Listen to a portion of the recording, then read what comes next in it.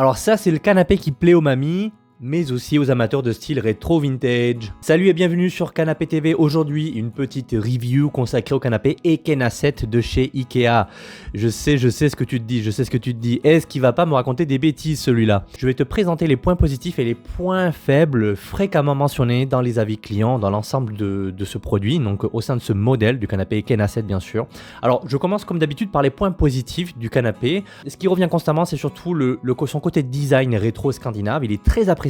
Ça c'est super et tout le monde est unanime là-dessus. C'est vrai que quand tu vois un peu sa gueule, il est très sympa. Moi personnellement j'aime bien, il est élégant, intemporel, il fait son effet mine de rien dans n'importe quel type d'intérieur. Il a quelque chose.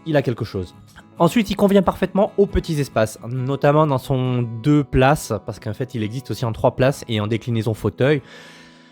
Le 3 places est assez grand, mais il pourrait convenir aussi dans un petit format. Après, tout dépend de la taille que fait ton salon, par exemple, ou de la pièce où tu veux le mettre. Donc, il a plutôt un format compact, visuellement aéré, effectivement. C'est pas un gros bloc, comme tu peux le voir. Ne surcharge pas les pièces. Et c'est ça qui est super intéressant concernant ce modèle, aussi bien en 2 places que 3 places. Le montage est simple pour la plupart des cas. Rares sont les commentaires qui citent une difficulté au niveau du montage. La structure est robuste et stable, bon maintien, impression de solidité, c'est ce qui revient aussi notamment au sein de ses avis clients. Ensuite, le confort ferme mais soutenant, bon maintien du dos, posture droite, souvent plébiscité par les personnes de plus de 50 ans. C'est pour ça que je disais que c'était peut-être le canapé qui convenait aux mamies. N'y voyez rien, moi je suis pas forcément très loin de cet âge-là.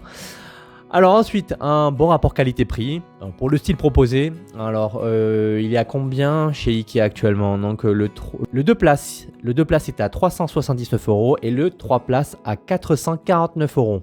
Ensuite, selon le revêtement, ça peut plus ou moins varier. Il y a 2 types de revêtements, 2 couleurs, donc ça c'est à voir sur le site. Il y a une version simili-cuir aussi qui est pas mal. Bon, c'est pas de mon goût, mais certains apprécient. Et le dernier point fort, c'est la facilité d'entretien. Donc voilà, c'est un tissu qui ne se froisse pas facilement. Et ça, c'est génial quand on est un peu maniaque ou qu'on n'a pas envie forcément de passer tous les 4 matins à faire l'entretien de son canapé. C'est les points qui reviennent le plus souvent, les points positifs qui reviennent le plus souvent au sein des avis clients concernant ce produit. Maintenant, je vais passer au point faible parce qu'effectivement, chaque canapé a son point faible. Assise peu profonde par les personnes cherchant un canapé moelleux, donc ou qui veulent s'allonger notamment. Alors, c'est pas forcément un canapé dédié pour le cocooning, hein, ça c'est clair. Net, hein. Donc c'est pas une bonne piste, hein.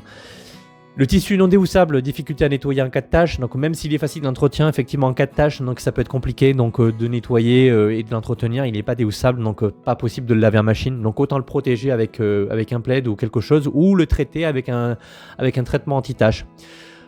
Point suivant, la qualité des finitions inégale selon les lots, donc présence de fils, agrafes visibles, coussins légèrement déformés pour certains clients. Voilà, ça c'est après, c'est un peu, je dis pas que c'est un peu la loterie, mais ça va dépendre aussi du type de revêtement, du type d'utilisation que tu en fais. Donc c'est très relatif, à prendre aussi avec des pincettes.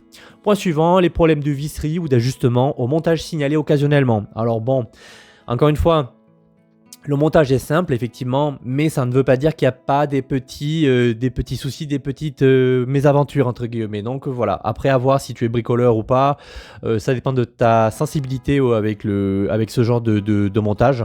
Mais bon, c'est là, je le signale.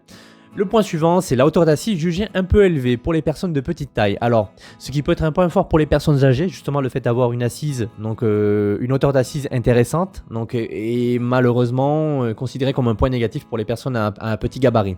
Voilà, ou de petite taille.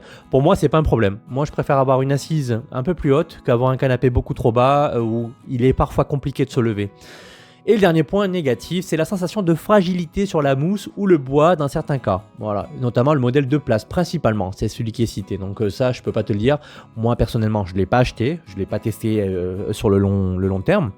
Je l'ai visité en magasin et personnellement, je trouve qu'il est quand même assez stable, assez solide. Après, à voir ce que ça donne. Donc à qui s'adresse ce canapé? Donc il s'adresse essentiellement aux amateurs de style vintage ou scandinave, ça je t'apprends rien, quand tu vois le look de ce canapé, tu vois bien que c'est la cible. Il s'adresse aussi aux petits appartements ou salons secondaires, étant donné qu'il est optimisé pour un petit espace, notamment dans son 2 places. Il s'adresse aussi aux personnes qui aiment justement le confort ferme, je précise encore une fois, et ayant besoin d'un canapé avec un bon maintien postural. Moins adapté aussi pour les familles nombreuses avec des enfants ou des animaux domestiques, donc parce qu'il y aura peut-être aussi un entretien supplémentaire que vous ne voulez pas forcément subir.